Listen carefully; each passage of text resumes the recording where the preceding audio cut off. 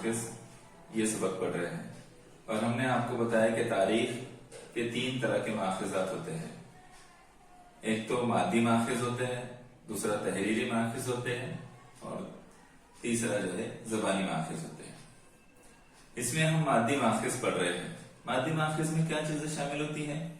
تو اس میں کیلے ہوتے ہیں، غاریں ہوتی ہے، عمارتیں ہوتی ہے، خطبات ہوتے ہیں، سکے ہوتے ہیں، اور کچھ تختیاں ہوتی ہیں۔ یہ سب مل کر مادی ماخذ میں شامل ہوتے ہیں۔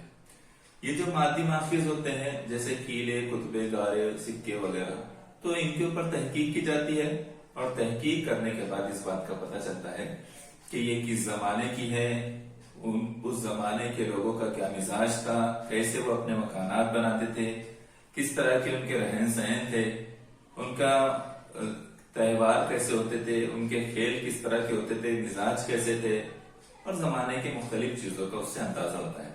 ہم ان تمام چیزوں پر غور کرتے ہیں، اس کی اسٹڈی کی جاتی ہے، تو ہمیں کئی ساری چیزیں حاصل ہوتی ہے، اور یہی مادی ماخذ کہلاتے ہیں۔ شکریہ۔